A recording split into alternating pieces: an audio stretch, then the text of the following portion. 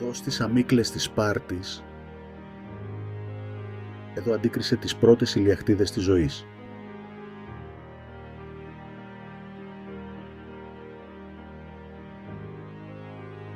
Εδώ έκανε τα πρώτα της βήματα.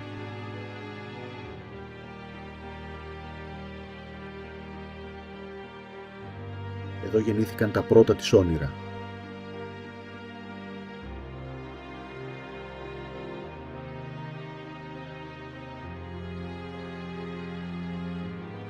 Εδώ έμαθε την υπομονή.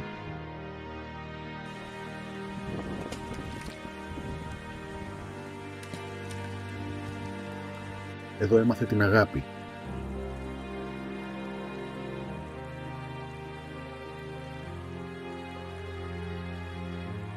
Εδώ έμαθε τη δύναμη της ψυχής.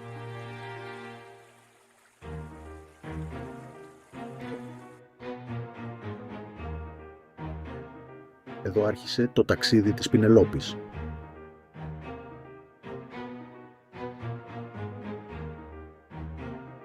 Το κορίτσι έγινε γυναίκα.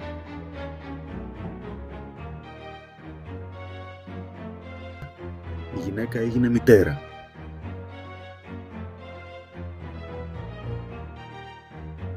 Η μητέρα έγινε ηγέτιδα.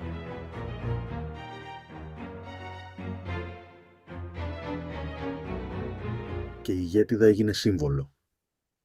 Ένα διαχρονικό σύμβολο πίστης, αγάπης, υπομονής, σοφίας και δύναμης. Δεν ήταν τυχαία η επιλογή του Ομήρου να την αναδείξει ως μία από τις σημαντικότερες μορφές της Οδύσσειας. Οι θυγατέρες της Πινελόπης είχαν την ιδέα και ο Δημοσθένης Tzanakos την έμπνευση και τη δημιουργία.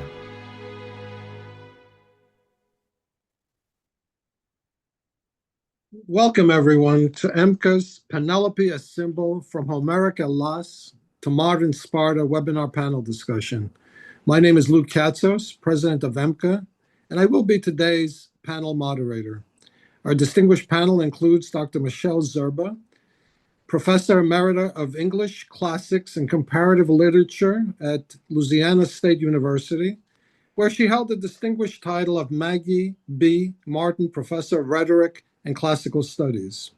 We have with us Dr. Barbara Leigh Clayton, Classicist and Instructor at Stanford University, Dr. Chrysanthi Gallou, Associate Professor of Archaeology and Director of the Center for Spartan and Peloponnesian Studies at the University of Nottingham, educators Georgia Zaharaki, former Deputy Mayor of Sparta, and Anna Goritsas, Global Event Manager and Educator, both members of the Daughters of Penelope, and sculptor and art educator Demosthenes Tzanakos, creator of the proposed statue of Penelope to be installed in Sparta. Penelope, as symbol from Homeric Hellas to modern Sparta, will explore the enduring legacy of Penelope, the legendary wife of Odysseus, as one of the most powerful symbols of fidelity, intelligence, endurance, dignity, and inner strength in Western civilization. In Homer's Odyssey, Penelope is not portrayed merely as a loyal wife awaiting her husband's return, but as a woman of remarkable wisdom, emotional resilience, political subtlety, and moral steadfastness. Surrounded by uncertainty and pressure during Odysseus' long absence, she preserved both her household and her honor through patience, intellect, diplomacy, perseverance, and becoming one of the great enduring archetypes of Hellenic and Western civilization. Penelope was the daughter of Icarius, a Spartan prince and brother, or according to some traditions, half-brother of King Tiberius of Sparta and Peribolia, who in various ancient traditions is connected to the broader royal Spartan lineage. Through this lineage, Penelope was traditionally regarded as a cousin of Helen of Troy, who was the daughter of Tiberius and Leda. Thus, Penelope and Helen emerged as two of the most influential figures, female figures of the Homeric world, where Helen became associated with the passions and upheavals that ignited the Trojan War. And Penelope became the enduring symbol of constancy, wisdom, restraint, and the preservation of the household and civilization itself. This event presented in collaboration with the Daughters of Penelope. The discussion will also examine the enduring role of Hellenic womanhood within both the Hellenic diaspora and the broader Hellenic and Western world. Founded in 1929 in San Francisco as the women's affiliate of AHEPA, the organization has for nearly a century promoted Hellenic ideals through philanthropy, education, cultural preservation, civic engagement, and community leadership throughout the United States, the Hellenic Republic, Cyprus, and the global Hellenic diaspora. Attention will also be given to the important role of the Daughters of Penelope Sparta, chapter number 406, and its proposal to erect a statue honoring Penelope in Sparta, an initiative conceived, created, spearheaded, and sponsored by the chapter itself. The proposed monument, designed by sculptor Demosthenes Tzanakos, who will be with us today, seeks to honor Penelope not only as a figure of mythology, but as a timeless symbol of Hellenic and Western continuity, memory, civilization, and cultural endurance from Homeric antiquity to the modern world. We are honored to have distinguished presenters and panelists today. Our first one is Dr. Michelle Zerba. She is the Professor Emerita of English Classics and Comparative Literature at Louisiana State University, where she held the distinguished title of the Martin Professor of Rhetoric and Classical Studies. A renowned classicist, literary critic, and intellectual historian, her scholarship explores the enduring influence of classical antiquity on Western thought, literature, and philosophy. Her acclaimed book, Doubt and Skepticism in Antiquity and the Renaissance, published by Cambridge University Press, was nominated for both the MLA Scargione Prize and the Renee Wellick Prize, placing Homer's Odyssey and the figures of Penelope at the center of a sweeping examination of skeptical thought from antiquity through the Renaissance.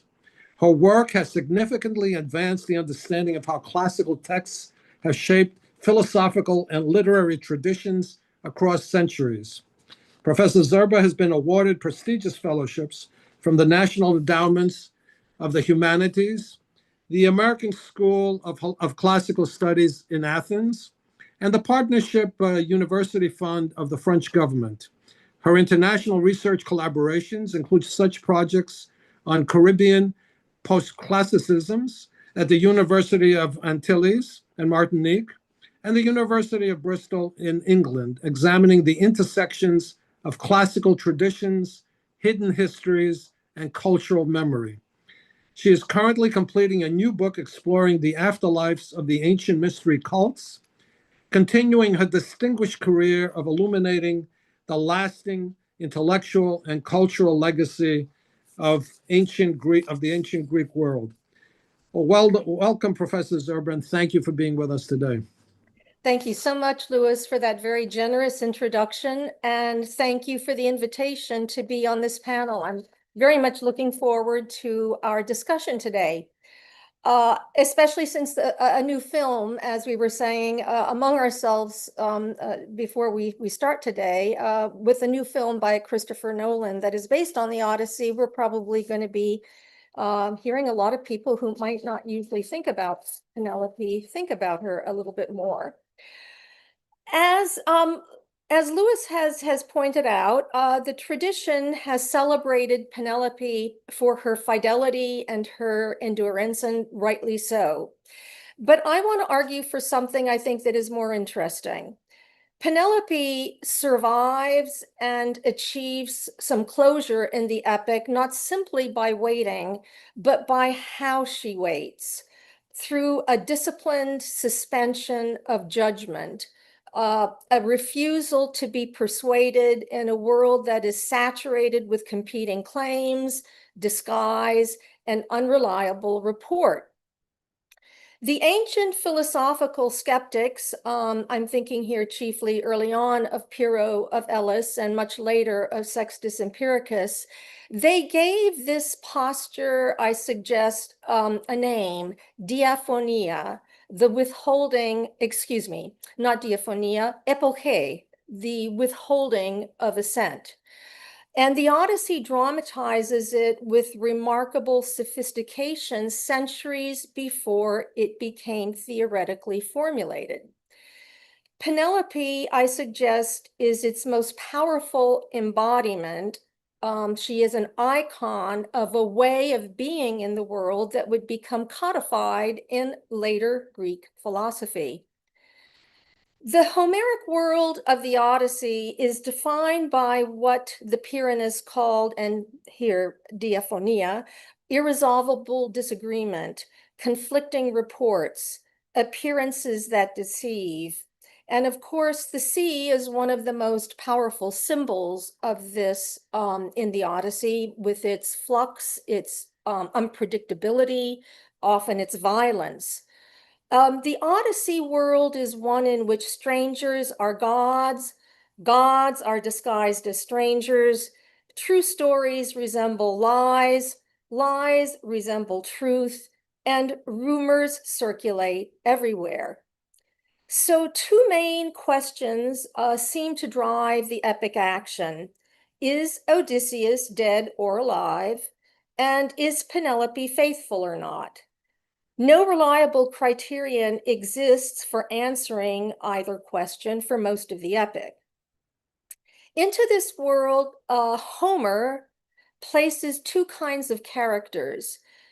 Those like the suitors and the hapless crew who are credulous and perish, and those like Odysseus and Penelope who remain alert, questioning, and suspended in judgment.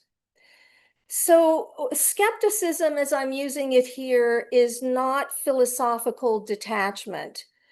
It's an instrument of survival in a world of constant change. It's a highly engaged and dynamic cognitive state. It involves a willingness to entertain divergent hypotheses and to test reality before drawing conclusions. The Shroud of Laertes is Penelope's most celebrated stratagem. It's what most people know her by, and it's usually read as an act of clever delay. But I think that there's something deeper here. It's also, we might call it the physical or structural embodiment of suspended judgment. Weaving by day and unweaving by night, enacts what later skeptics call the ou malon posture, no more this than that, poised between mutually exclusive possibilities. No more is my husband dead than alive, no more am I a widow than not, no more shall I remarry than remain faithful. So as the ghost of the suitor Amphimedon puts it in the second Nequia, the Book of the Dead, in book 24, and I'm reading here from the Lombardo translation, she would neither refuse the hateful marriage nor bring it about. This is not wishy-washy indecision, it's a mental and ethical discipline. So I think it's significant that Penelope is typically characterized by the epithet periphron, often translated as circumspect or cautious, and that her appearance before the suitors is almost always attended with what Homer calls a luminous veil, a credemnon liparon, a shining or lustrous veil. Suggesting that there is a kind of layer of oblique or not entirely lucid frontal presentation of her. And in fact, a number of famous paintings, including probably most famously the painting by John Waterhouse of Penelope, does not present her frontally, but from the side as someone who, as I said, has this kind of oblique quality about her. The most striking payoff of this reading, I suggest, comes in book 23, where Penelope's skepticism reaches its extreme. You'll remember that Odysseus has slaughtered the suitors. Eurycleia brings the news to a Penelope who's been put asleep, and still Penelope will not believe. She doubts the nurse. She doubts the evidence of the scar. She doubts even what she sees before her. And again, quoting from the Lombardo translation, by sight at one time, face to face, she recognized him.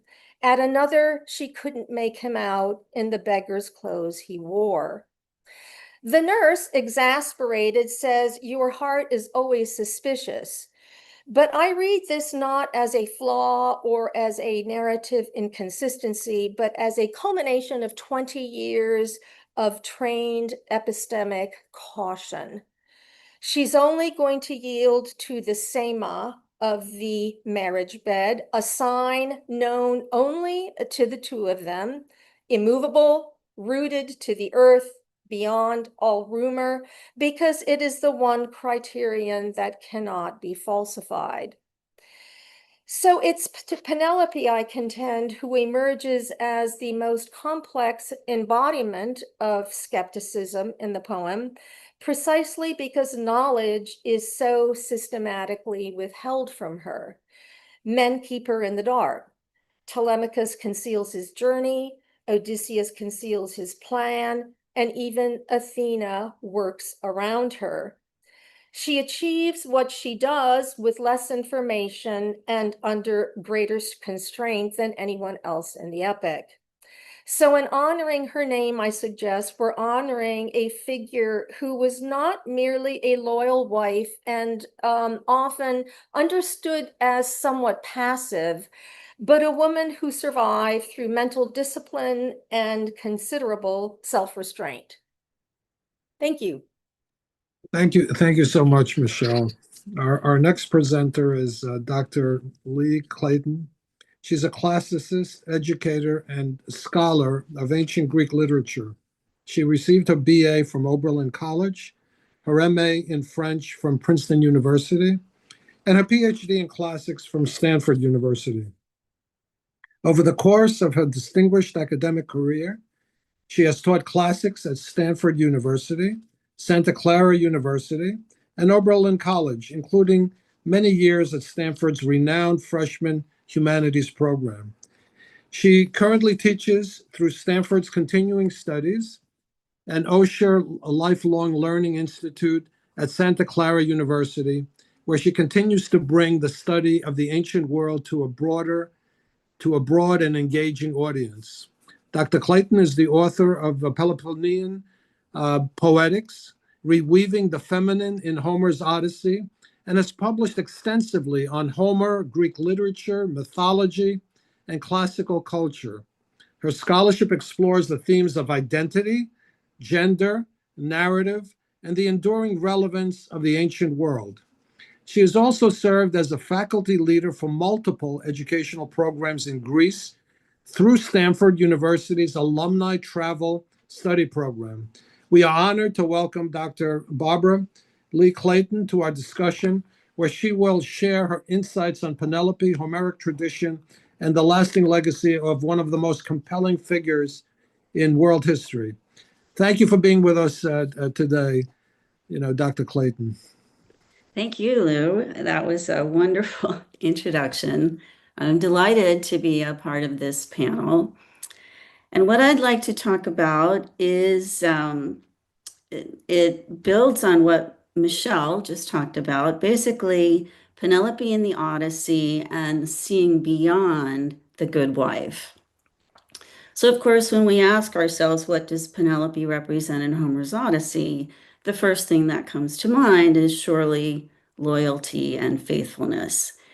And it's true that the poem very consciously gives us a Penelope who is a good wife, the perfect foil for another hero's wife, Clytemnestra, who is the quintessential bad wife. Clytemnestra's story, in fact, is told repeatedly in the Odyssey as a cautionary tale, namely, watch out for bad wives. So let me briefly remind us of her story. Clytemnestra was the wife of Agamemnon, commander-in-chief of the Greeks at Troy. While he was away at war, Clytemnestra was seduced by his cousin Aegisthus, and together they plot to kill Agamemnon when he returns home from the war. Now, in some versions, they act together. In others, Clytemnestra accomplishes this alone. The last time we hear this story in the Odyssey is when Odysseus has killed the suitors and Penelope has proven that she is, in fact, the polar opposite of Clytemnestra. So I'm going to also quote from the second Nicaea, where the poet takes us to Hades. And here it's the shade of Agamemnon who is speaking with the shades of those recently killed suitors.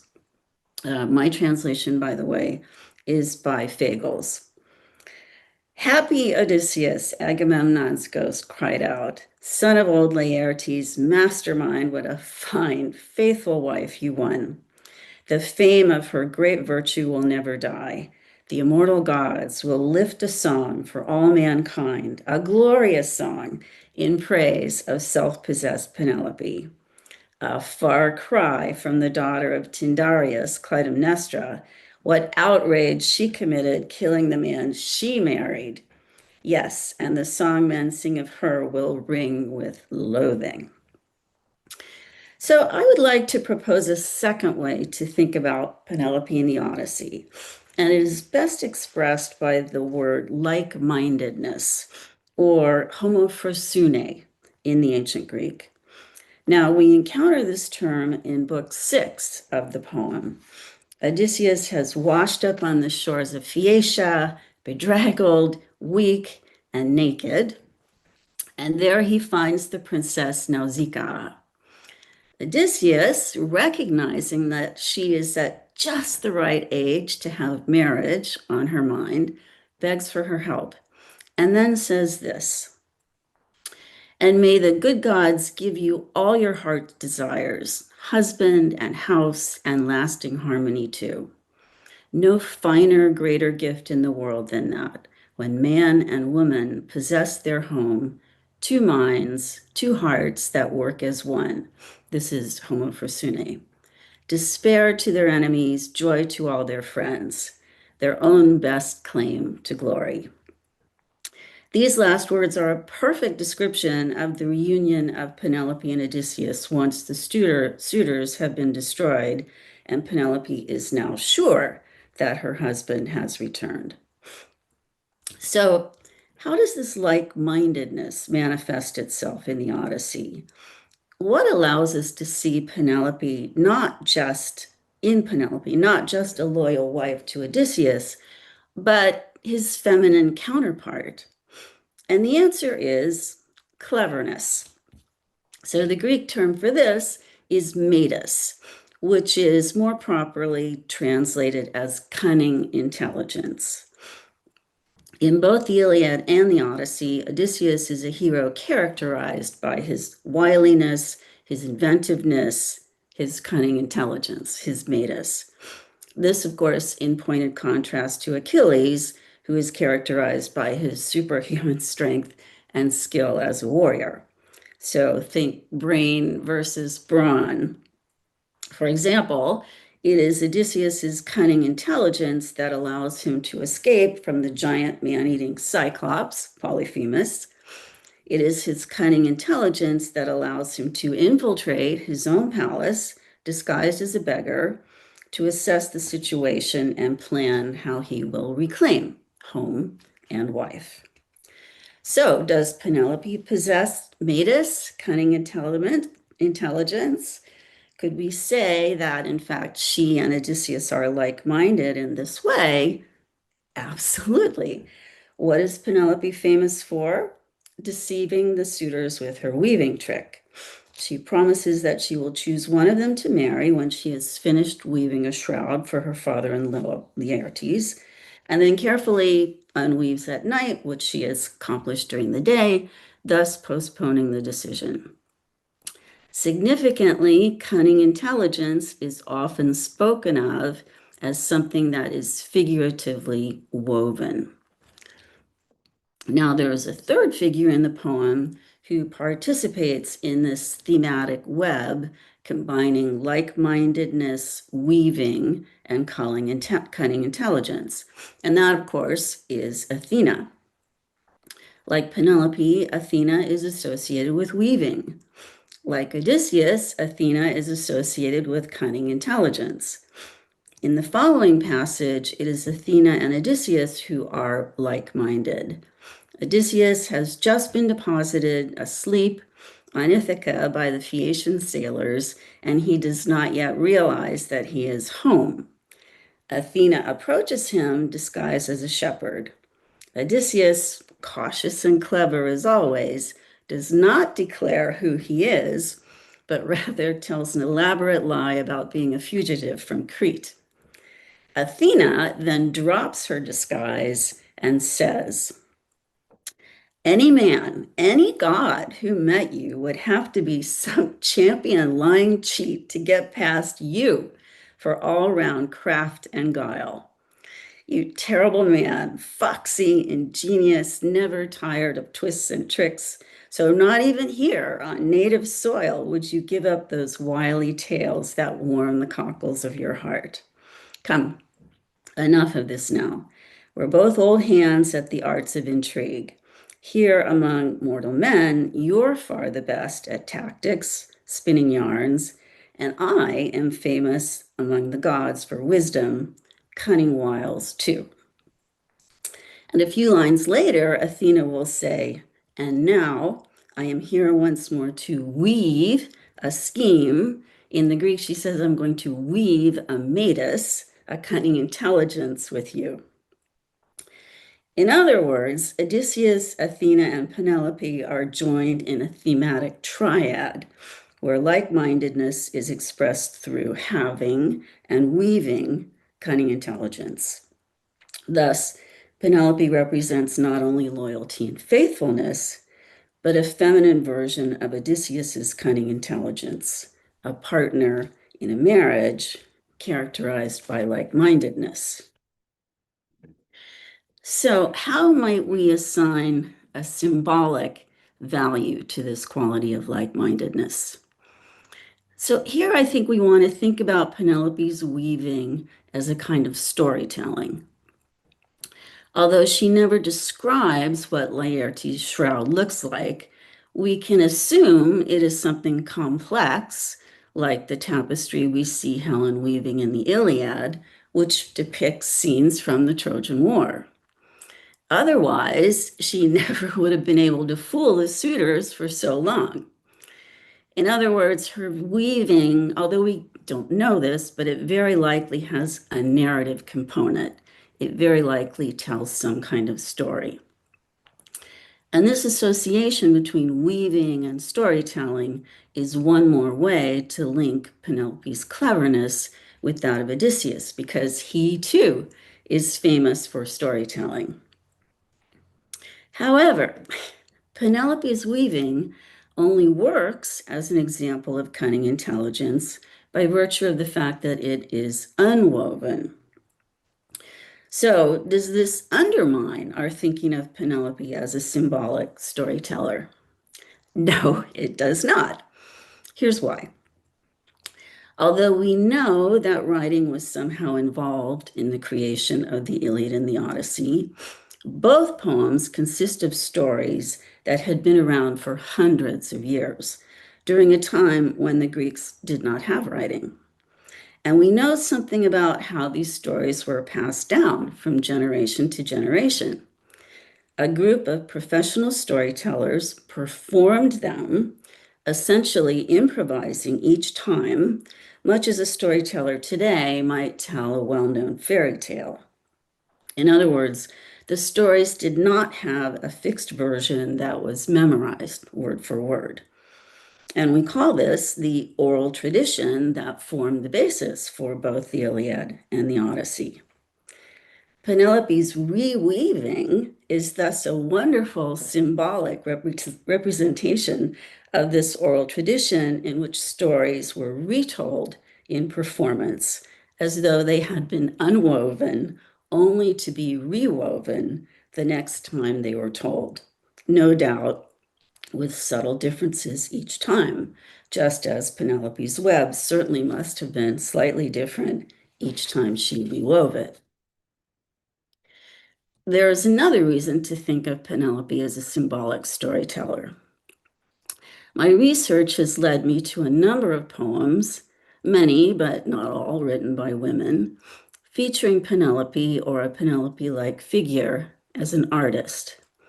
So I want to close with one of my favorite examples of this. It is taken from a poem by Adrienne Rich called When We Dead Awaken. The poem corresponds to an essay with the same title in which Rich writes about women, especially women writers, redefining themselves in their writing. The poem was published in 1973, the essay several years later in 1975. The poem is addressed to women and talks about seeing beyond a man's world to a different reality. There is no named Penelope and no explicit reference to the Odyssey in these lines, but I think you will see a clear echo of the symbolic Penelope I have been describing. Adrienne Rich gives us two women, metaphorically unraveling and reknitting some vital part of themselves. She writes, "Everything outside my skin speaks of the fault that sends me limping, even the scars of my decisions, even the sunblaze in the mica vein, even you, fellow creature, sister, sitting across from me, dark with love, working like me to pick apart, working with me to remake this trailing knitted thing, this cloth of darkness, this woman's garment, trying to save the skein." Thank you. Thank you so much for that.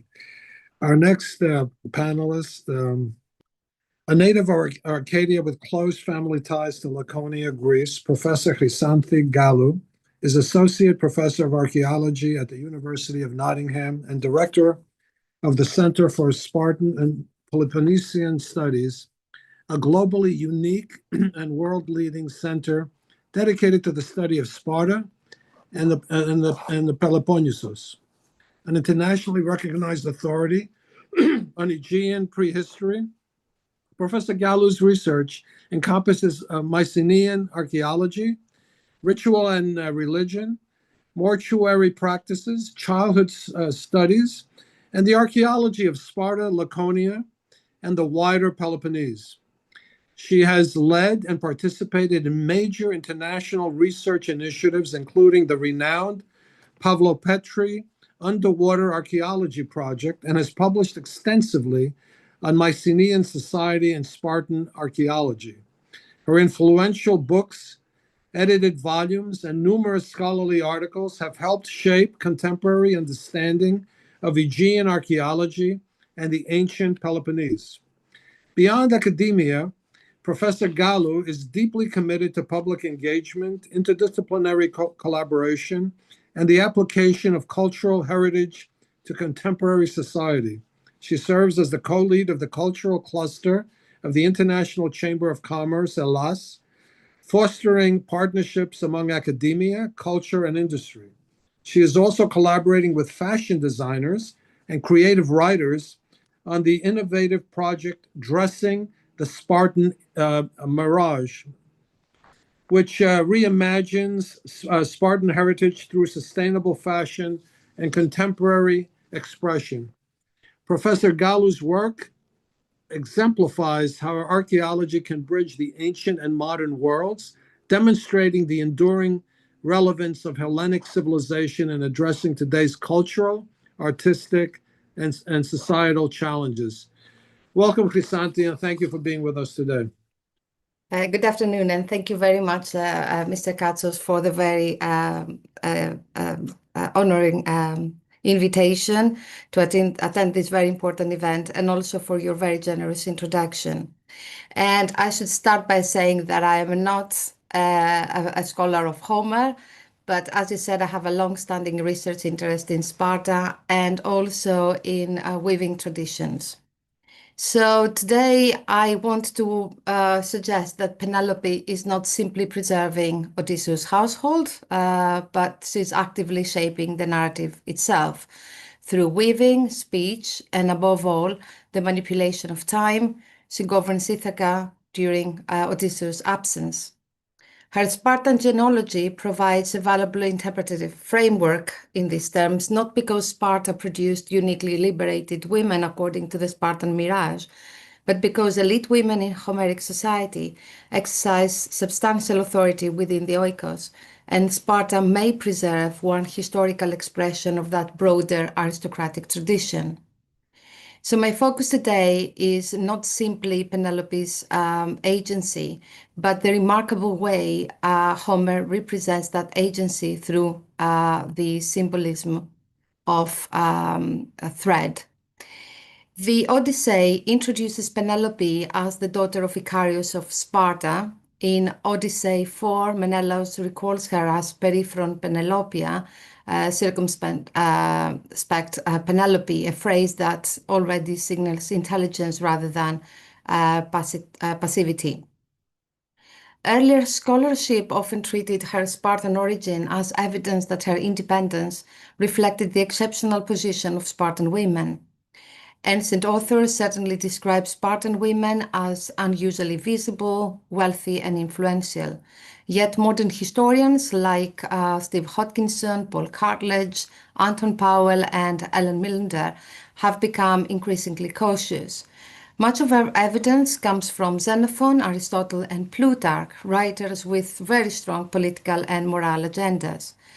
Their accounts helped create what scholars now call the Spartan mirage, an image of Sparta as fundamentally different from every other Greek state. Rather than accepting this exceptionalism, many scholars argue that the authority attributed to Spartan women reflects broader patterns of elite female influence already visible in Homeric epic. Women manage households, preserve dynasties, oversee wealth, and sustain social relationships. Sparta should not be understood as creating female agency, but as preserving one manifestation of aristocratic practices familiar to Homer's audience. And Penelope belongs to that wider tradition. This becomes immediately apparent in the episode that has defined her for centuries, and we've already heard about that, the weaving of Laertes' shroud. On its surface, the episode appears domestic. Penelope promises the suitors that she will choose a husband once she has finished the funeral shroud for her father-in-law. Every day she weaves before their eyes, but every night she secretly unpicks her work.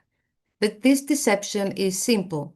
But Homer transforms an ordinary act of textile production into an extraordinary exercise of political authority. For nearly 3 years, Penelope prevents remarriage, preserves Telemachus' inheritance, frustrates the ambitions of the suitors, and maintains a continuity of Odysseus' household. The unfinished shroud becomes the unfinished future of Ithaca. What Penelope truly creates is not cloth. It is, as we've already heard, delay. Modern scholarship increasingly recognizes that weaving in Homer functions as a symbolic language. Textiles preserve memory, express identity, display wealth, and articulate relationships between generations. Penelope's loom, therefore, operates on several levels simultaneously: domestic labor, political instrument, and temporal mechanism. Every morning, the future appears once, but every night it is drawn backwards. This temporal dimension invites comparison with one of the oldest metaphors of Greek thought, the thread of fate. The mire, the fates, spin, measure, and cut the thread of human life. Penelope performs almost the opposite action. Rather than allowing the thread to reach its conclusion, she repeatedly returns it to its origin. She cannot overturn fate, but she suspends its fulfillment. As long as the shroud remains unfinished, succession cannot occur, remarriage cannot take place, and Odysseus' kingship cannot be extinguished. Penelope therefore does something remarkable. She weaves time itself. Modern readers often imagine politics as separate from domestic life. Homer presents a different world. The oikos is the foundation of kingship. Whoever controls inheritance, servants, hospitality, storage, marriage, and succession controls the stability of the kingdom. Penelope never enters an assembly, she never commands an army, yet by preserving the household, she preserves the state. Her authority is exercised through her domestic role, not despite. The same intelligence appears in her use of language. Like Odysseus, Penelope rarely speaks without purpose. Her conversations are acts of investigation. When, for example, she questions the disguised stranger, she's not simply seeking reassurance, she's testing consistency, observing responses, and gathering evidence. Her speech is another form of metis. The culmination of her strategy arrives with the contest of the bow. Before it becomes Odysseus' triumph, it is Penelope's decision. She chooses the moment when the contest will occur. And this is found in the Odyssey, Book 21. In doing so, she chooses the moment when the suspended future may finally resume its course. The relationship between the shroud and the bow is profound. The shroud delays destiny, and the bow fulfills it. The woman who has spent years holding the thread of events in suspension now allows it to run forward once more. Time, which she has so carefully regulated, begins to move again. Seen in this way, Penelope's actions mirror those of Odysseus himself. Both characters are associated with metis. Both survive through patience rather than force. Both understand that appearances can deceive. Both achieve victory by controlling circumstances instead of confronting them directly. Yet their forms of intelligence differ. Odysseus manipulates space, crossing seas, escaping islands, fighting enemies, navigating kingdoms. And Penelope manipulates time, slowing it, stretching it, concealing it, releasing it. Odysseus travels across the Mediterranean, and Penelope governs the chronology of Ithaca. Their achievements are complementary. One preserves the hero, the other preserves the world to which the hero returns. Their perspective also encourages us to reconsider Penelope alongside other Homeric women. We see how Helen shapes memory diplomacy, Arete influences political decision-making, and Nafsika orchestrates the encounter that enables Odysseus to complete his journey. These women certainly do not occupy formal political office. They exercise authority through kingship, hospitality, ritual, and household governance. Penelope represents perhaps the fullest expression of this aristocratic model of female power.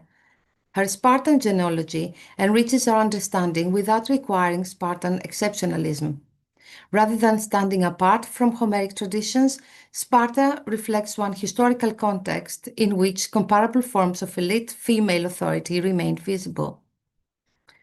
To conclude, Penelope should no longer be understood, as we've already heard from my esteemed co-presenter, simply as the faithful wife awaiting her husband's return. She's the guardian of the realm's continuity, the strategist of the household, and the keeper of Ithaca's political future. Most importantly, she is the keeper of time. Her loom does far more than produce a burial shroud. It regulates the movement of the narrative itself. Like the threads spun by the fates, the threads passing through Penelope's hands determine when history may advance. Night after night, she delays the future, preserving the fragile order of the oikos of Odysseus until the proper moment arrives. When she finally allows the contest of the bow to begin, she does more than choose a husband. She releases the thread she has held in suspension for years. Only then can fate complete the pattern it has always promised. So without Penelope, Odysseus might still return. But without Penelope, I very much doubt there would be no kingdom left to return to. Thank you very much. Thank you, Chrysanthi, for that. Our next panelist, Georgia Zaharaki Anastasopoulou, is a retired English language educator, certified translator, former deputy mayor of the municipality of Sparta, and a longtime community leader. Raised in the Boston area, she began her professional career in the United States in the securities and real estate industries before relocating to Greece in 1983, where she pursued a distinguished career in education and public service. As deputy mayor of Sparta, she held responsibility for administrative services, social welfare, tourism, technical services, finance, and civil protection. She played a leading role in the municipality's COVID-19 response, coordinating the 2021 bicentennial of Greek independence commemorative events, and establishing Sparta's civil protection department, helping make the municipality one of the first in Greece to implement a 24-hour drone-based fire monitoring. A dedicated member of the Daughters of Penelope for many years, she has been instrumental in founding the Daughters of Penelope chapter Sparti in 2003. She has served in numerous leadership positions, including district governor of Hellas and Cyprus, and currently serves as the president of the chapter. She also serves as the president of the Women's Association of Agios Yannis Theologos, Agapi, and as a volunteer U.S. Embassy warden for the Sparta and Laconian region. Throughout her career, she has demonstrated a longstanding commitment to education, civil leadership, cultural preservation, philanthropy, and community service in both Greece and the Hellenic diaspora. Welcome, Georgia, and thank you for being with us today.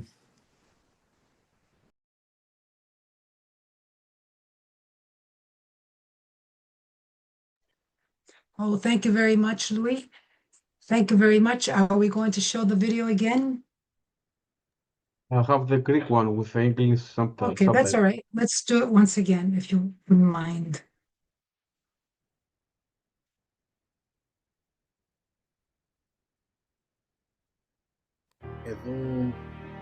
Εδώ στις αμίκλες της Σπάρτης,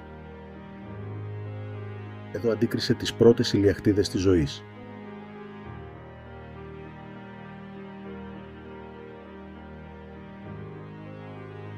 Εδώ έκανε τα πρώτα της βήματα.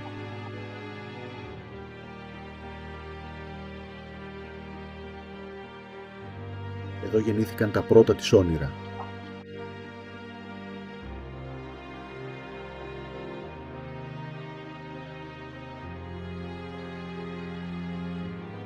Εδώ έμαθε την υπομονή.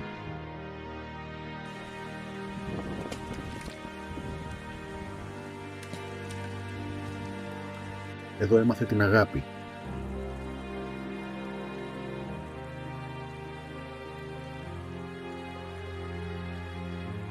Εδώ έμαθε τη δύναμη της ψυχής.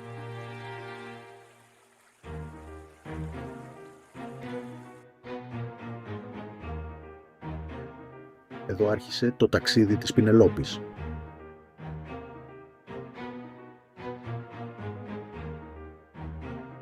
Το κορίτσι έγινε γυναίκα.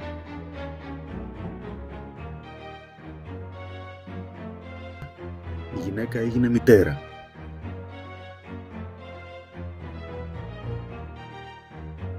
Η μητέρα έγινε ηγέτιδα.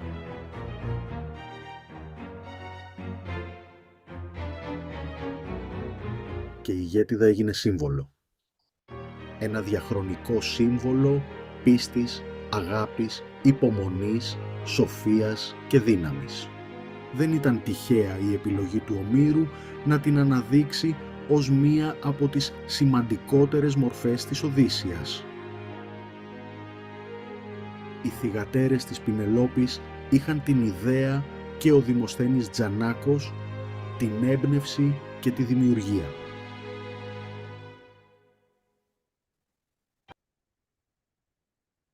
The video you have just seen portrays a timeless journey of the values that Homer embodied in Penelope. Wisdom, resilience, dignity, devotion to family, quiet leadership, and moral strength. These are values that have inspired generations of women throughout the world and that hold a unique place in the hearts and identity of the women of modern Sparta. the land from which Penelope's story emerged.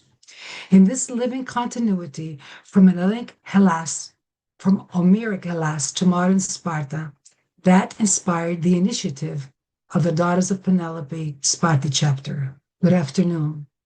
It is a great honor and privilege to participate in today's webinar, Penelope as Symbol, from Homeric Hellas to modern Sparta. I would like to begin by expressing my sincere gratitude to EMBCA, and especially to its president, Mr. Leigh Katsos. Immediately upon learning about the initiative of the Daughters of Penelope Sparta chapter to honor Penelope in modern Sparta, he recognized its cultural significance, enthusiastically embraced our vision, and promptly organized today's distinguished panel discussion. For this, we are deeply grateful. I would also like to express my sincere appreciation to Dr. Chrysanthi Gallou of the University of Nottingham for accepting the role of chair of the scientific committee of the International Conference dedicated to Penelope, which we hope will coincide with the unveiling of her statue in Sparta. Finally, I extend my warm thanks to my distinguished fellow panelists. It is an honor to share this discussion with such respected scholars and colleagues. Today, I have the privilege of sharing with you the initiative of the Daughters of Penelope Sparta chapter, an initiative born from our desire to honor Penelope in the land from which her story began. Why Penelope? Penelope has remained one of the most admired women in world literature for more than 3,000 years. Homer gave us far more from a faithful wife. He gave us a woman of wisdom, courage, dignity, discernment, resilience, and quiet leadership. For 20 years, Penelope protected her family, preserved her household, safeguarded the kingdom entrusted to her care, and through her wisdom ensured that Odysseus' throne awaited its rightful king. These qualities transformed Penelope into a universal symbol whose legacy continues to inspire generations across the world. Nearly 100 years ago, the founders of the Daughters of Penelope in San Francisco recognized the enduring significance of these ideals when they chose Penelope as the symbol of our international organization. For the women of the Daughters of Penelope Sparta chapter, however, Penelope has an even deeper meaning. For us, Penelope is not only a figure of the past, she represents qualities that generations of women have carried through the centuries. We believe these qualities have continued to live through the women of this land and through the countless women of Sparta and Laconia who carried their heritage throughout the world. In honoring Penelope, we also honor that living legacy. According to ancient tradition, her roots are found in Amyklai of Laconia, part of today's wider region of Sparta. Her story belongs to the Homeric world, yet it emerged from this land. For our chapter, this naturally led to one simple question. If Penelope has inspired the world for more than 3,000 years, shouldn't she also be honored in the land from which her story emerged? That question became the foundation of our initiative. Our vision was never simply to create a statue, but to establish a lasting cultural landmark that will honor Penelope, promote scholarship, deepen understanding of her origins, and invite people from around the world to rediscover her enduring legacy in modern Sparta. I will give you 1 second so I can show you, display the final renderings of the statue. Let me see if for some reason I can show. Okay, here it is.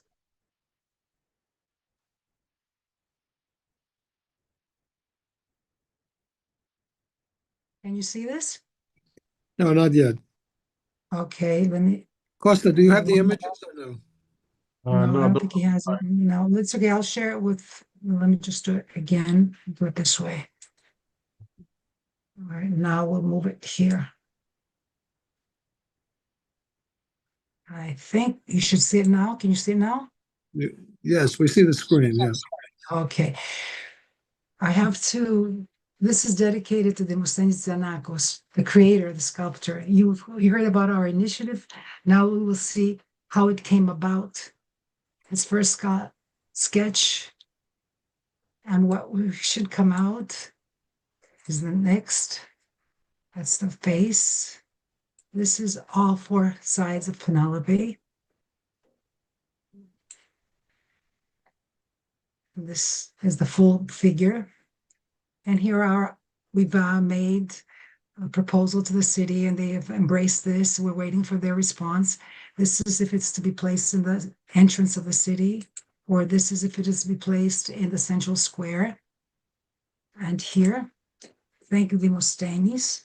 As these images remind us of the vision we hope to realize, I would like to express our heartfelt gratitude to the distinguished sculptor, Demosthenes Tzanakos, whose generosity, artistic talent, and belief in this initiative have given artistic expression to our vision. On behalf of the Daughters of Penelope Sparta chapter, we extend our sincere appreciation and gratitude, and thank you all for becoming part of Penelope's return to a place of honor in today's Sparta.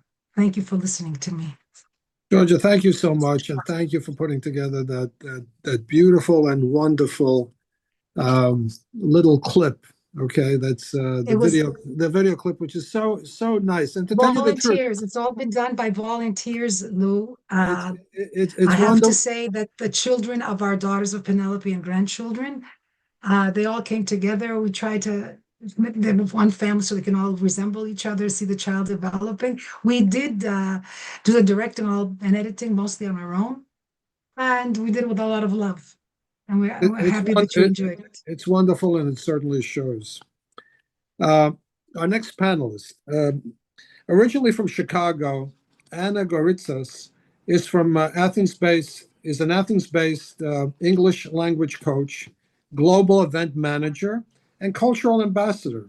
As chapter president of the Daughters of Penelope, Hesperus 359, she carries forward the enduring legacy of Penelope, embodying the values of wisdom, resilience, and steadfast leadership in modern Hellenic life. Through her dedication to education, philanthropy, and cultural diplomacy, she actively works to uplift communities and preserve Hellenic heritage for future generations. With a career spanning international collaboration and large-scale event production, including an operational role in the Athens 2004 Olympic Games opening and closing ceremonies, Anna bridges the ancient and the contemporary, championing Hellenic ideals on the global stage. In her presentation, Penelope Beyond Homer, Greek Values on the Global Stage, Anna will explore how Penelope's timeless virtues continues to inspire Hellenic women in leadership and service today. Thank you, Anna, for being with us today.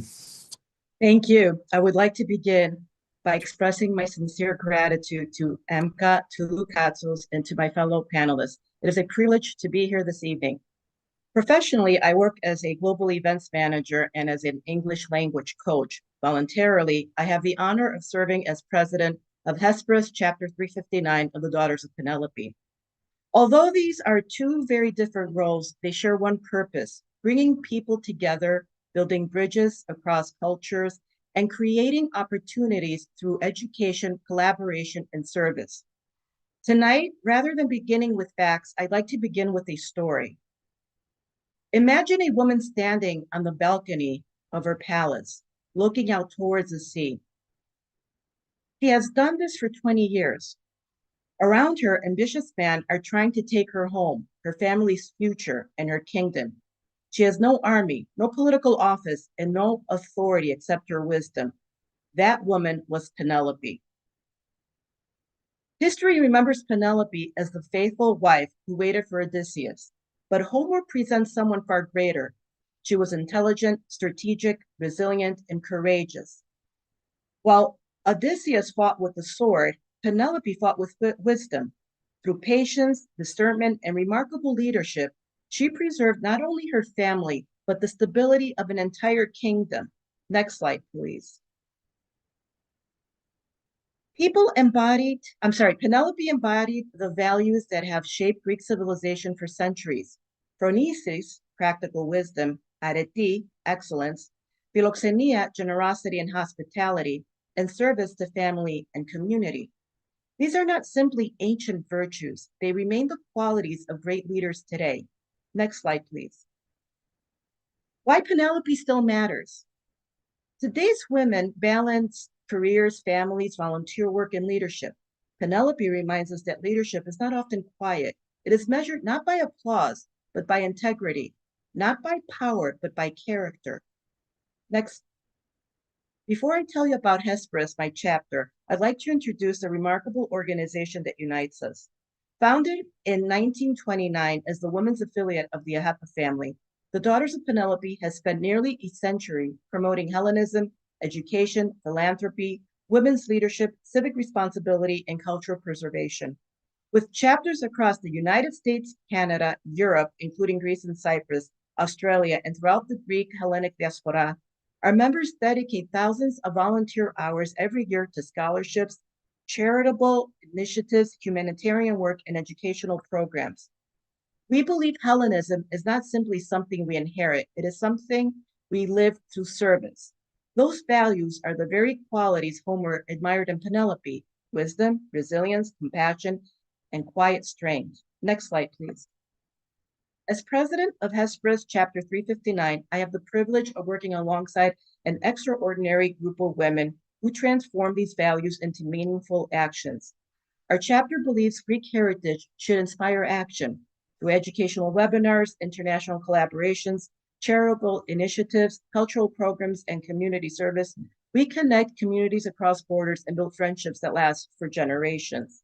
One of our proudest accomplishments has been helping establish Daughters of Penelope Sparta, Chapter 406. Watching the chapter flourish has been inspiring and reminds us that leadership grows when we empower others. Every project we undertake asks one simple question: how do we ensure the next generation inherits not only our history, but also the values that define us? Next slide. Bringing Penelope home. One answer can be found in Sparta. Sparta Chapter 406 is leading the initiative to erect a statue honoring Penelope in her birthplace. This is far more than creating a monument. It is restoring memory and reminding future generations that Penelope was not only a literary figure, but a symbol of wisdom, resilience, and leadership. Next slide. Every scholarship, every webinar, every cultural event, and every act of service becomes another thread connecting our ancient heritage with today's world. This is Hellenism in action. Next slide. The values embodied by Penelope, wisdom, perseverance, integrity, compassion, and resilience, belong not only to Greece, but to the world. That is why the Odyssey continues to inspire generation after generation. Next slide. Our greatest legacy. Imagine Penelope once more looking towards the sea. She could never have imagined that thousands of years later, people around the world would still draw inspiration from her story. Perhaps the Odyssey never really ended. Every time we choose wisdom over anger, service over recognition, and community over ourselves, we write another chapter. Our greatest legacy will never be the monuments we build. It will be the people we inspire. Thank you. Thank you so much for that, Anna. It's wonderful to have you as well as the other panelists. Our next panelist is a sculptor. Demosthenes Tzanakos is a sculptor, an art educator from Sparta, Greece, an honors graduate of the School of Fine Arts in Florina, and a member of the Chamber of Fine Arts of Greece. He has participated in numerous exhibitions throughout Greece and abroad.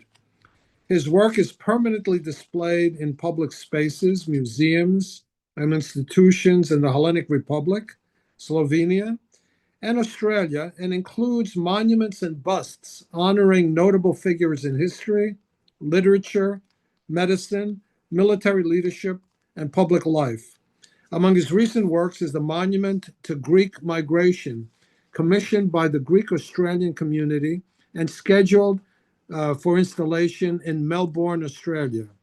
Since 2016, he has maintained his own sculpture studio in Sparta, and since 2018, he has served as an art teacher in secondary education.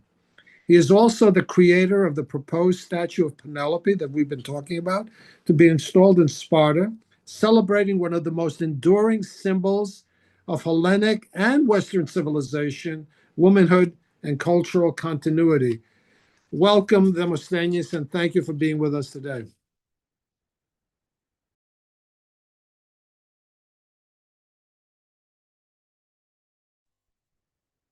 Hello, can you hear me? Yes, we got it. Thanks for the invitation, Mr. Katsos. We heard a lot of interesting things today about mythology and history. I don't have actually a lot of things to say. I want to thank the Daughters of Penelope and Ms. Zaharaki for giving me the opportunity to make a statue that is about to install forever in the city of Sparta, and that's a great honor. The statue right now is in plaster, and we're waiting to send it to the art foundry so it can become a bronze statue like the picture you saw before. And yeah, that's it. I don't know. Let me, as long as it's as long as it was quick, let me ask a couple of questions. Okay, obviously they came to you and talked about, they knew you, I would imagine, and they said, oh, you know, we'd like a statue of Penelope. What was the creative thought process that went through your mind when you heard this? Well, it took a long time to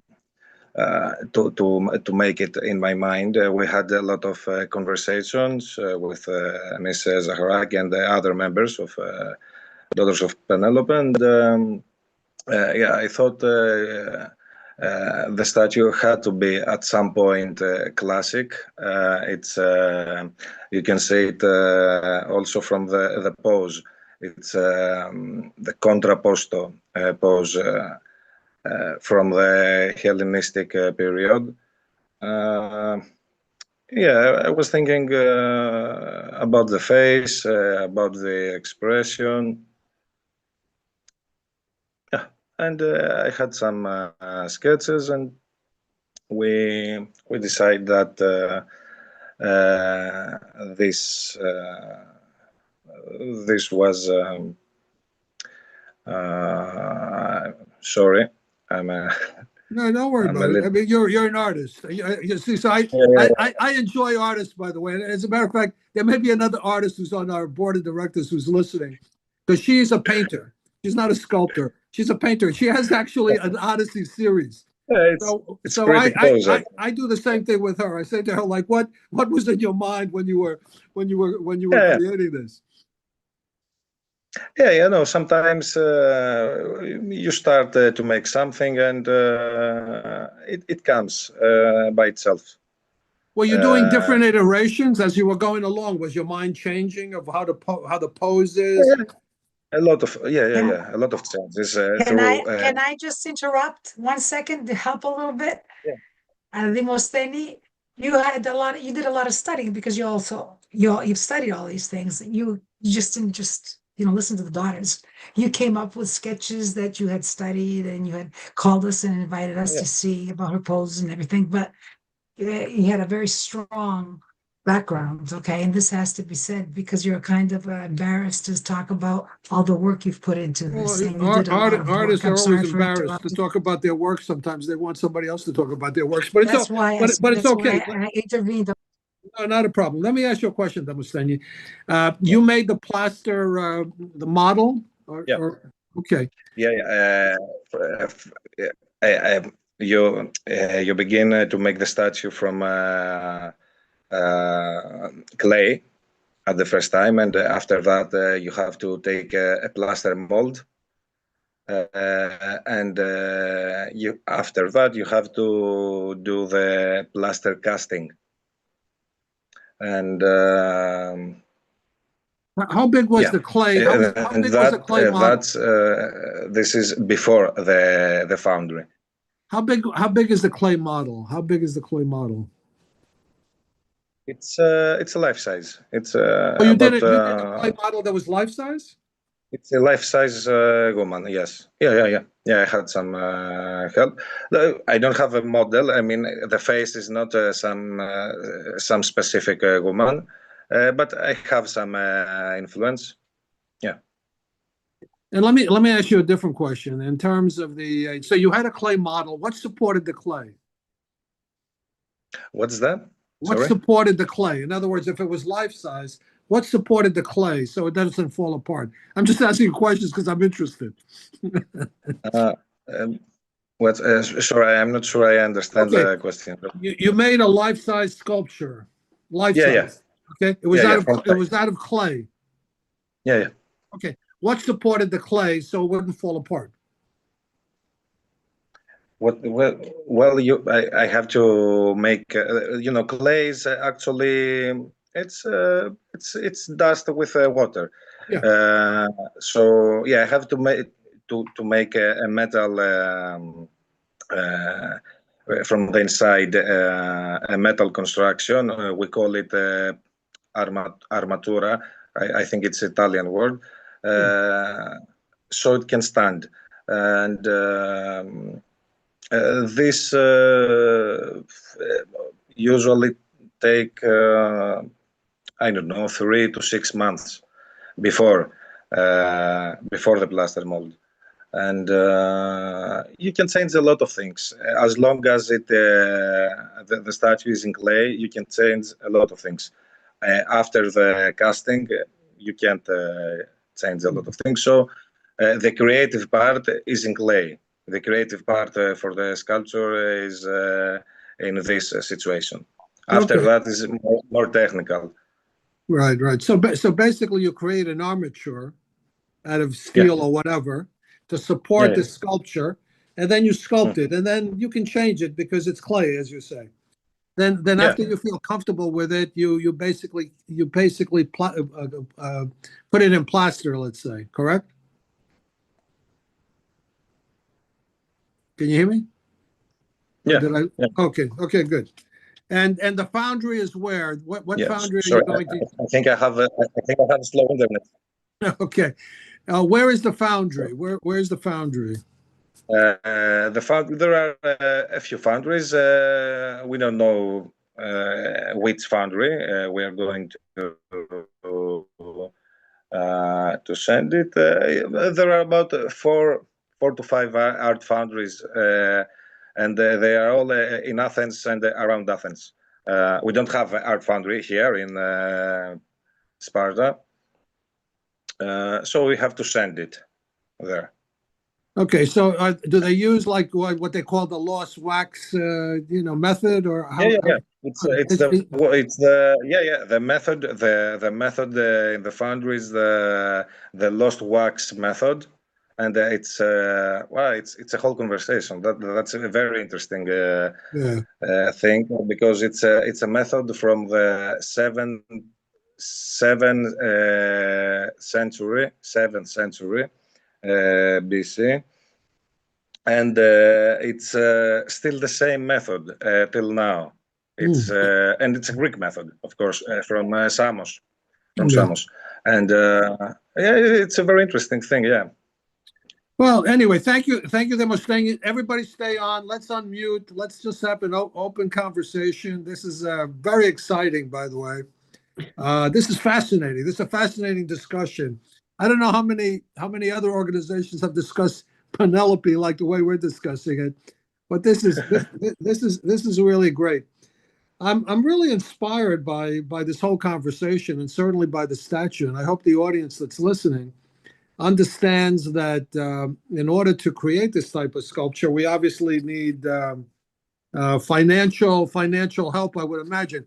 I don't know if you guys have started your campaign yet to raise the money for this particular statue. Have you done that yet, Georgia, or no? This is the first formal presentation we're making, Louis. We're starting with you. Yeah. Well, I gotta tell you, we started with you. I think I'm going to donate myself because I think this is like fascinating. I like this type of thing. To the ladies, we talk about deception. We talk about deception. We talk about threads of fate. I like these words. We talk about cunning, the cunning intelligence. Okay, because Nice Metis, expressions. we have in more modern Greek, I don't know what the terminology is, but I think of cunning intelligence as poniria. Okay, I don't know. That's Exactly. I think is that Poñería. what? Poñería. Yes. Γυναικεία So poñería. I don't know if I'm sure it's not an ancient word, but it's like being sneaky. Okay. And the reality is, I think when I read the Odyssey, the Iliad years ago, I haven't read them recently. I have to be totally honest. I always thought this guy was a real poniros, and looking at or again cunning intelligence, and looking at Penelope, she seems to be like like some of you have stated, of the same genre, quite frankly. And to the classicists, was this something that was Homeric in general? This concept of being cunning, tricksters, etc., etc. I'm just curious. It's something that is specifically associated with Odysseus. It begins with Homer, and it begins with this contrast between Odysseus, the wily hero, and Achilles, the strong one.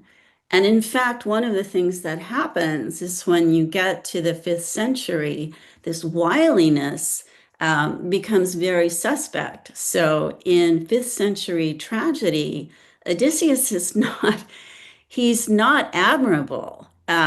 He's kind of like a used car salesman.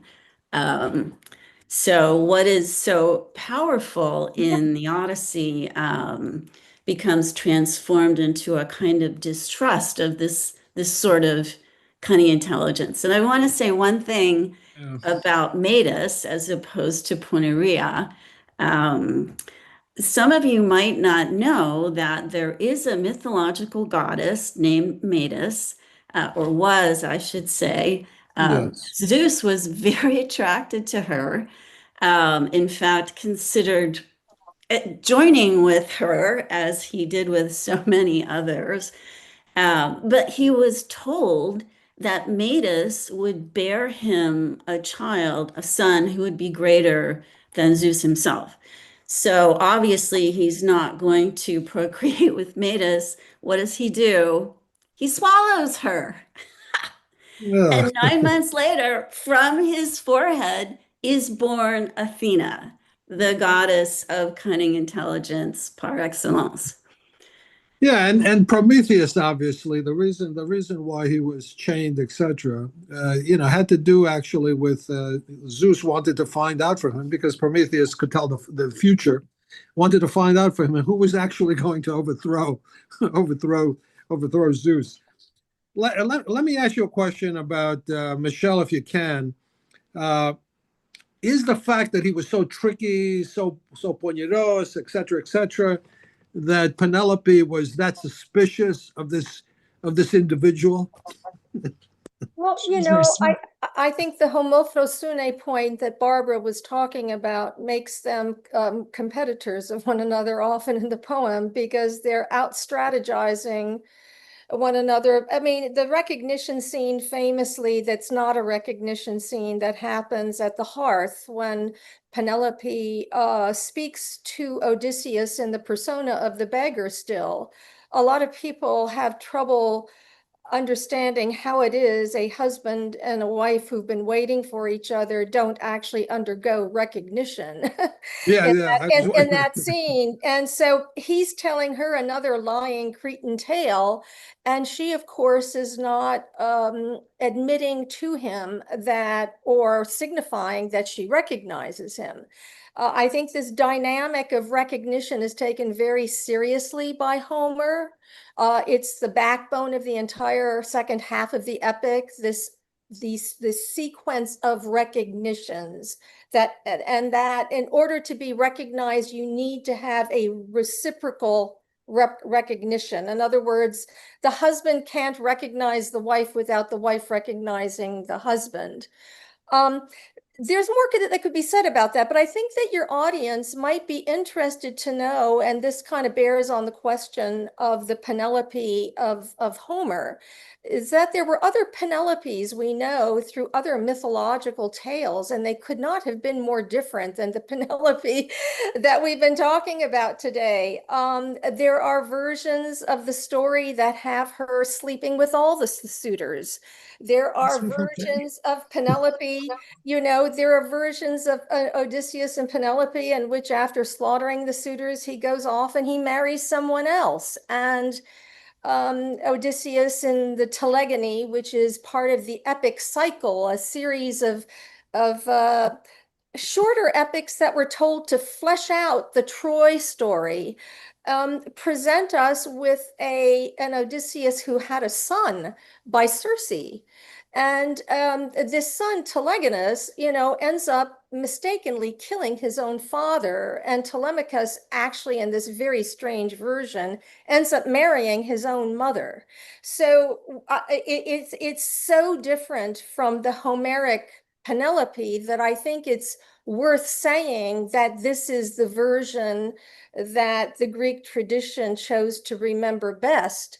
But there would have been competing versions of the Penelope we've been talking about today. And it again presents us with a fictional character who can be conceived differently depending on what kind of a story you want to tell your audience. These other versions, they were later versions, I assume, correct? Well, we know that the epic cycle was probably stories in that cycle were being told probably at the same time that whoever these poets associated with the Homeric Odyssey were probably telling their stories. They're very old.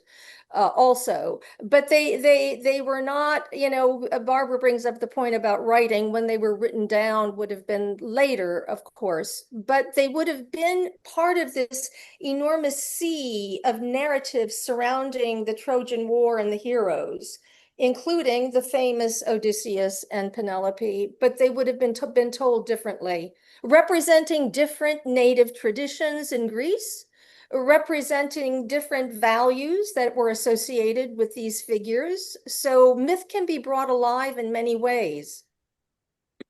In talking about Penelope and talking about Sparta and how let's say Odysseus met Penelope or was married to Penelope to begin with, there was one tale I think that talked about Odysseus himself being one of the suitors to the so-called Helen of Troy. There was another story about that also, that he was one of the suitors. And in fact, when he developed this concept, I don't know if this is true, and I'm just making this up because it's been a long time since I've been looking at this.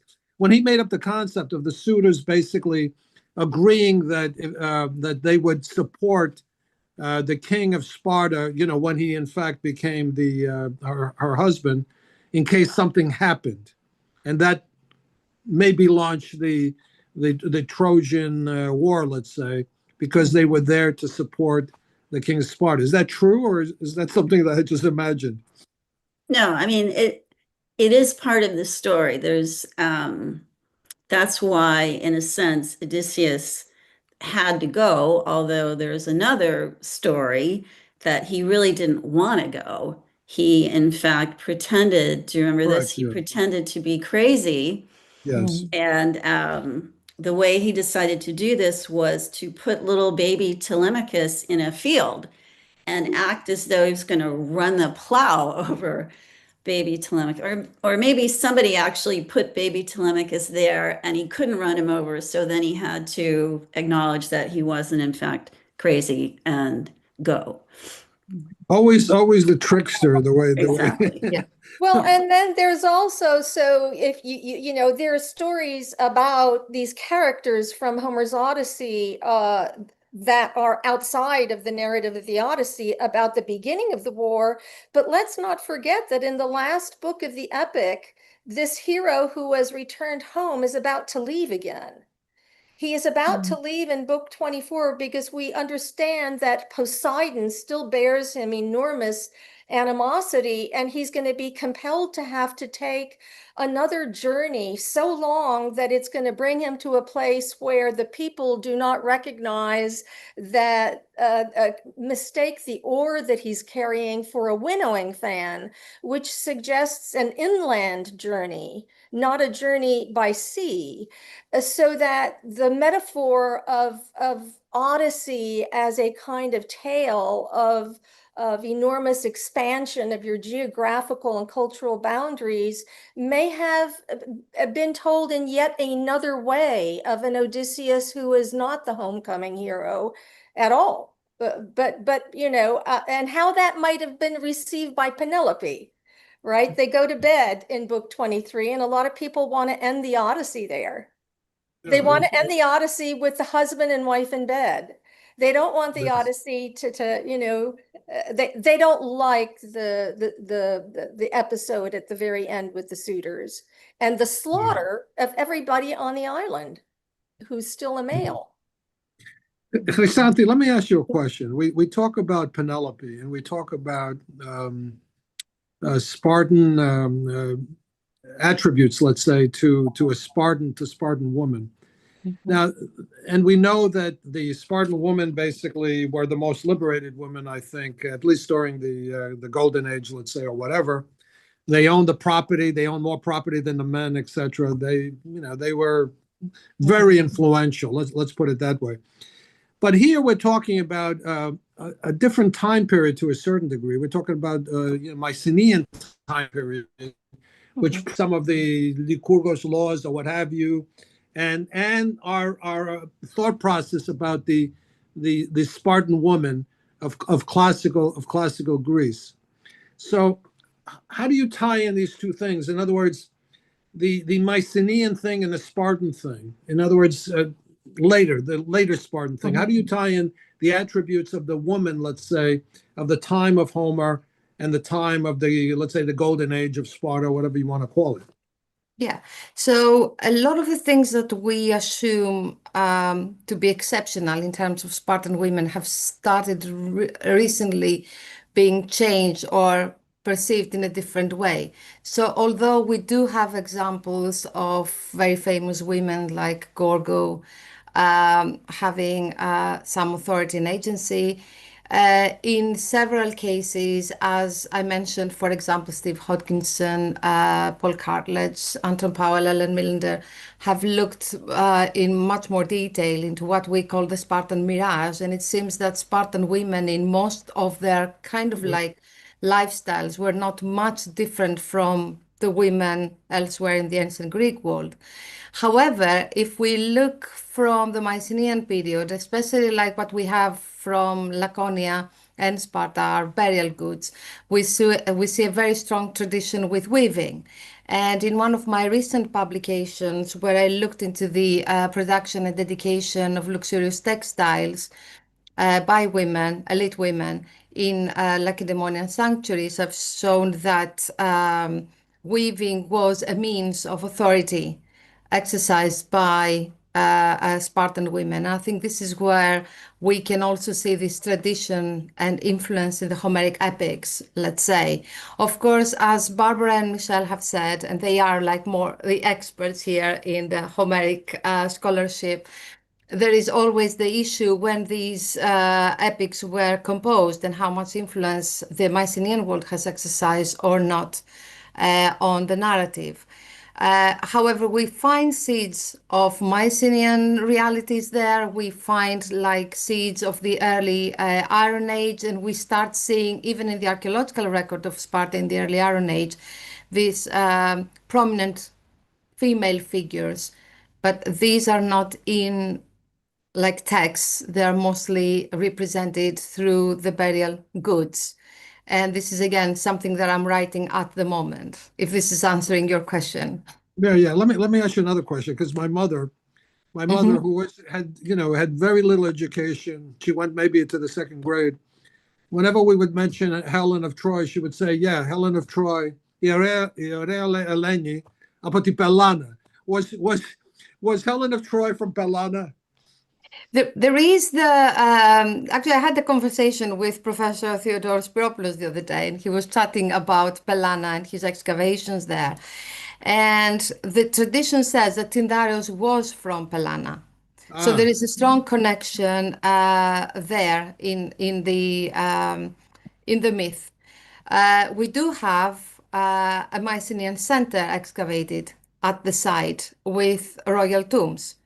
And although they are quite distant from the epic, these are 15th century BC, the tombs. The epic is later.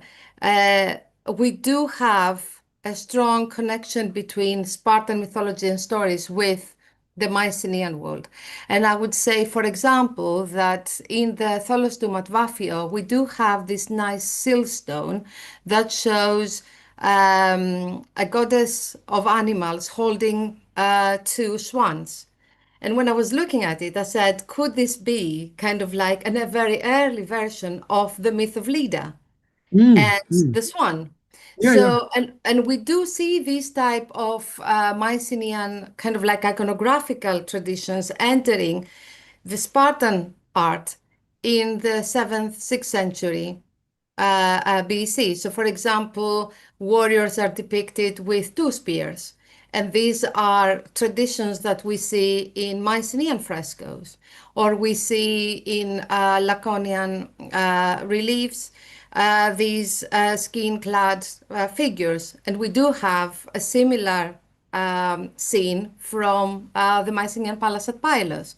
So maybe we should start looking back at the Mycenaean period to try to identify some of those archaistic, let's say, archaic elements in the later Spartan tradition. And you mentioned Lycurgus. So in his constitution, we have the Gerousia, which is actually a Mycenaean institution. We have that mentioned in the Linear B tablets.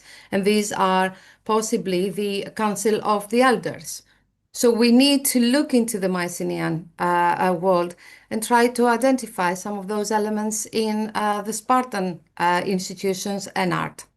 Let me ask you another question. We talk about Sparta, okay, as if it's one place. In other words, one city within Lacedaemonia, because the Spartans never called themselves Spartans. Okay, the Spartans call themselves Lacedaemoni.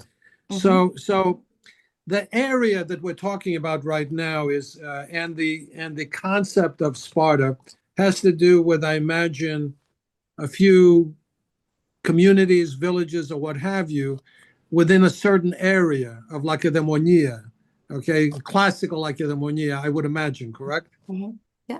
So where was Sparta, the so-called Sparta, located? It wasn't located where it is now, is it? So in the catalog of the ships, we do have different mentions. We have Sparta, we have Amyclas, we have Lacedaemon.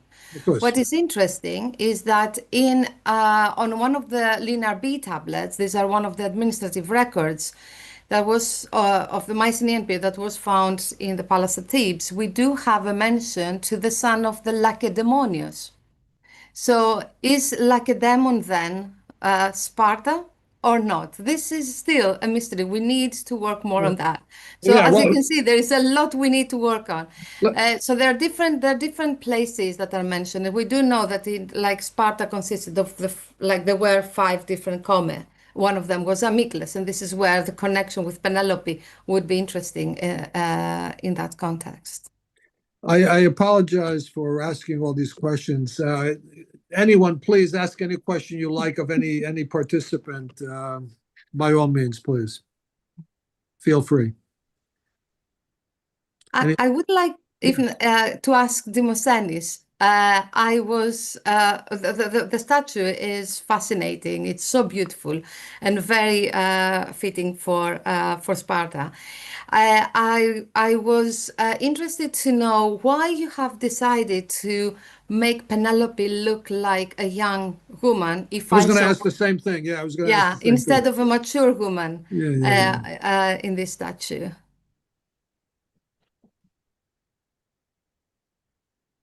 Demosthenes, are you with us?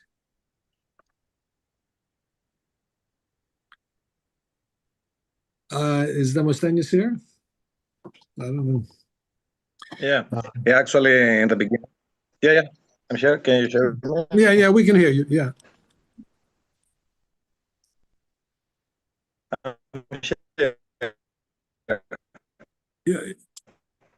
Your connection is very weak. We can't hear you. Can you hear us? Okay. Yeah, actually, sorry. Yeah. No, go ahead. Yeah. In the beginning, yeah, I was thinking of making her as an older woman, and I had make some process in the head of an older woman, but I don't know. I just I think it doesn't fit. I don't know. I just wanted to make her a little bit younger. It's not very pretty. It's a nice lady, but I didn't want to make her too pretty or neither a regular woman, and it was very difficult decision, but I can't explain it exactly. But I would call it artistic license. I would call it artistic license. But I had an older woman's face in the beginning. I can say that. I thought it doesn't. It wasn't the correct thing. I don't know. We agree about the thing we're saying. Yeah. No, it's really beautiful, and Yeah. I think to me when I looked at it, I thought, oh, this is like a face that transcends time. She is a diachronic symbol, and I thought that you were thinking it in this way, like how Penelope started and her like development. So to me, it's not. It doesn't look like it's not in a way. Proper. And anyway, she would be presented. She would still be fitting for Sparta. I was just curious to see your process of thinking when you were designing this statue, because it's a very beautiful statue. My thought process on this was that the thought process of her looking younger has to do with the fact that she was probably weaving all her life, okay, and a lot of the talent for the weaving, etc., the way you expressed it, was in fact developed within Sparta itself. So obviously, it could be her, not necessarily weaving the Laertes, the thing that we're talking about, but just weaving in general. So that's the way I looked at it. I could be totally wrong. I think what we want to do is start to wrap it up. So what I'd like to do is start with Barbara and just get her final thoughts, of this particular session, and then we'll go one by one. Not Barbara, excuse me. Let me start with Michelle. Michelle, if you can, please let us know your thoughts on what we discussed today. I'm struck by how many of us were pointing to intellectual or mental dimensions of Penelope that would be hard perhaps to render in sculptural form. And I also think that we have moved really away from seeing her as kind of the quiet, silent, long-suffering wife who is not involved in action. I think everybody in different ways was pointing out the degree to which she's integral to the epic action. Yeah, I tend to think that the thought process of how people equate women to be was not the way the ancients looked at women. I could be totally wrong, but I think there was a part of history, society, etc., that reduced the role of woman. And I think that I could be wrong. I just think that the genius of Homer was really expressing a genius of a person, Penelope. Okay, an intellectual genius. That's the way I see it. And she had all these attributes you guys talked about. That's my interpretation of this thing. Thank you so much, Michelle, for being with us. Barbara, your thoughts? Well, I think for me, one of the best things about this panel was the way it connected my own interest in seeing Penelope in a way manifested in modern writers, not necessarily super modern, but you can find a tradition of Penelope in poetry as an artistic figure going way back. So to see that here expressed in a very different way, I'm just thinking about the things that Anna said about the Daughters of Penelope and wanting to transmit those very things. So it's really exciting for me to sort of have Penelope taken out of a strictly literary world and see her moved into a very real world. Barbara, we regard Penelope as being somebody who actually lived. We don't even think of this mythological stuff. To us, these were real people. Penelope was a real person, at least in my mind. In my mind, she was. Thank you so much, Barbara, for being with us. Chrysanthi, your thoughts? So I was really excited to, of course, being in the same panel as Michelle and Barbara, and listening to their thoughts as well. I was really excited to see that Penelope coming to the forefront. And usually, like in Sparta, we have Helen of Sparta, like all these elite Spartan women. And I think it's really important that we now have Penelope a place at the forefront with the Daughters of Penelope. And I think it's definitely worth having this big conference that we are planning. And I very much hope that Michelle and Barbara will honor us with their presence in Sparta next year. And I very much hope that we will be able to raise the funding needed to make Demosthenes' statue a reality, and for the people of Sparta and the visitors of Sparta to admire it. And I very much thank Georgia and the Daughters of Penelope Sparta for this vision. Thank you. Thank you so much, Chrysanthi. Georgia, you brought us all together. So give us your final thoughts on what we discussed today. I'm deeply moved tonight, to be very honest with you, as a Spartan woman and a woman of the diaspora. I was raised in the United States, as you mentioned before. As a child at the age of junior in junior high school, an 8th grader, my project was the Odyssey to present to my school. I never knew that I would have to be a daughter of Penelope to present the statue that will become a reality to be placed in Sparta. I'd like to thank all of you, the scholars that participated tonight. It was an honor for us. Of course, I would like to thank Lou for his great idea to have this discussion. And the daughters that did participate in making the video, and Demosthenes, who spent many hours. Yes, we did discuss a lot of the things as far as the image of Penelope.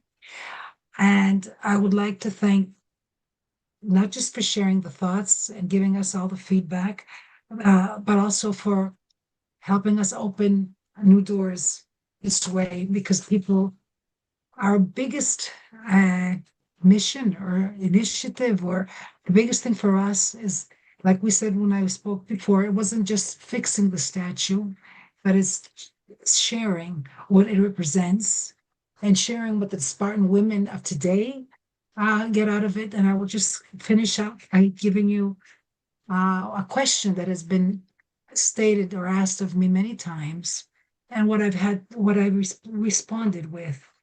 Many times we're asked why we're not called the daughters of Helen, and we're called the daughters of Penelope.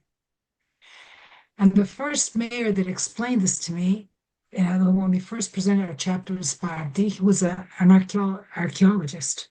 He was also the mayor then, 23 years ago. And he said Penelope was the one that followed Odysseus to Uthveki, but one represented the ethics and the morals, and the other one chased her heart. So as Spartan women, we have to make a judgment, or we have to keep in our minds and our souls in what order we follow these ideals or these morals. Is the most important thing for us to follow our hearts and leave and cause the war? Or is it for us to be more, yes, strong, yes, powerful, yes, able to control our family? And she kept the kingdom up, waiting for her Odysseus to come, even though she knew that he was a difficult character. She knew how how to control her kingdom because she had the Spartan ancestry. She had the Spartan upbringing. So once again, thank you very much. It was very nice to meet all of you. We will expect you to participate. It will be a great honor for us to have you with us next year when we do the conference in Sparta. We hope that all this will come together. If there's anybody that would like to help or participate in any way, they can send us an email to dopsparty at .gmail.com I'll repeat it again, dopsparty@gmail.com is our email address. If anybody wants to get more information or help in any way, please feel free to call us or send us an email. Thank you once again for hosting this, Louis. Thank you, Demosthenes, for putting up with us. And thank you, everyone, for taking part in this great evening for us. Thank you very much. Anna, thank you for being here as a daughter of Penelope and supporting us. I'm always Thank you next to very you. much. Georgia, thank you so much. Anna, your thoughts? Well, I would like to turn to Georgia. The vision of honoring Penelope with a statue in Sparta is both inspiring and meaningful. Both projects like this require the support of many people who believe in preserving our cultural heritage. Georgia, can you share with us how people can contribute to this initiative? How is the Sparta chapter raising the necessary funds, and what can individuals and organizations do to help make this vision a reality? I believe many who are listening today will want to know how they can contribute. Yes, we have opened a different account, a separate account for the donations, but I don't have the account, the webinar right now, the IBAN number. We opened a separate account where people can donate the money directly. And if they want to get in touch with us first, then we can send them an email with the IBAN number of a bank account. They can donate if they want to endorse that way. But the financial situation is one, but people can also help, just like Dr. Chrysanthi or the other doctors or the other scholars. There's a lot of things that need to be put together, the statue and the conference. We want to have this integrated together and have the cultural expansion, the ideals of Penelope become known to us as well. So if people want to help us in any way, thank you very much. Our email address is dopsparty@gmail.com. And just communicate with us and we will send you if you want to endorse, we will send you our bank account, IBAN information. But we do need help. Of course, Thank we all you. need help. Demosthenes, some final words? Don't be shy, Demosthenes. Unmute. No, no, I'm just a little tired because I was breaking a mold all day. And I just hope that the statue that